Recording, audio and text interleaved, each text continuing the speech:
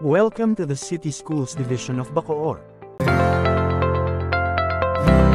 Magandang araw, ang video explainer na ito ay para sa DTR o Daily Time Record. I-click lang ang icon na eCampus CSC Form 48 na makikita sa inyong desktop. Sa login page, i-type lang ang username, password and click OK. Sa dashboard meron makikita na 6 na icons, ang configuration, employee, holiday work class suspension, biometrics, download logs at generate DTR.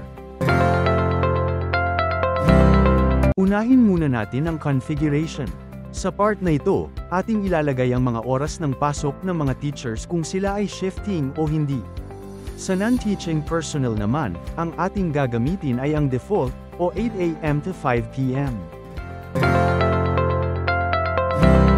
I-click lang ang configuration, and then click Shift, at i-click ang Timetable, at i-click ang New.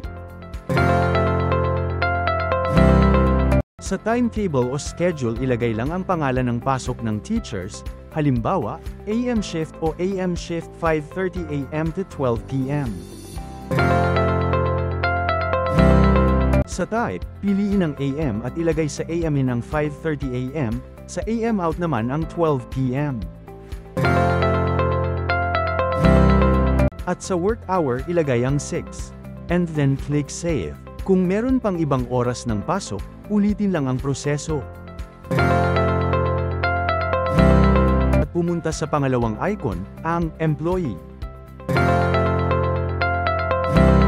I-click ang Yes sa Update Employee List.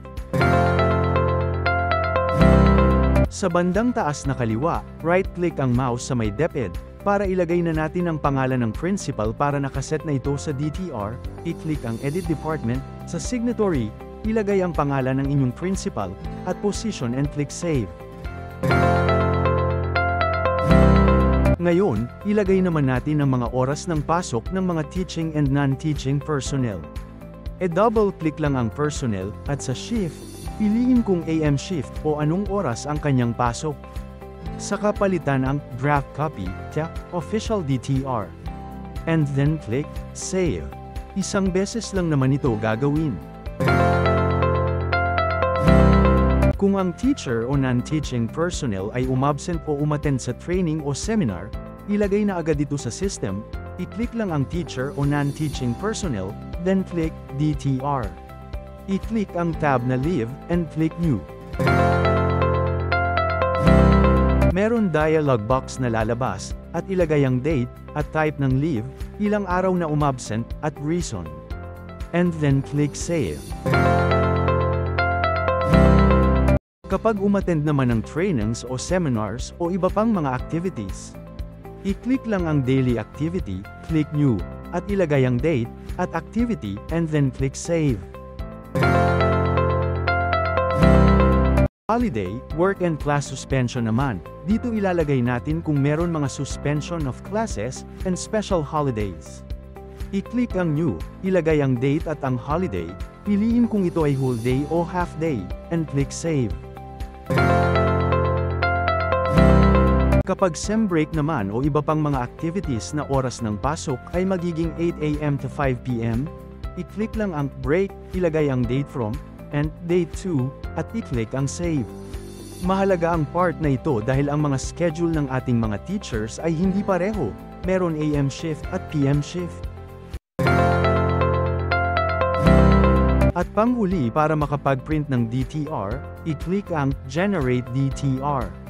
Ilagay ang month and year pati na rin ang start date and end date, halimbawa, sa month ay December, year ay 2024, sa start ay December 1, 2024, sa end ay December 31, 2024.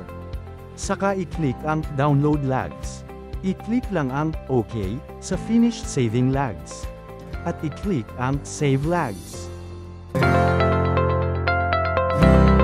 Pag na-download na ang lags, i-click ang Generate DTR, at piliin ang CSC Form version 1. I-click ang Single kung sa isang bond paper ay tig-isang kopya lang ang i-print, o i-click ang duplicate kung sa isang bond paper ay 2 DTR bawat personnel. Saka i-click ang print preview. Pagkatapos mapirmahan ng mga teaching and non-teaching personnel ang DTR, at ng principal, saka scan ito at ipadala through email sa personnel sa division office. Thank you for watching. Para sa Batang Bacooreno.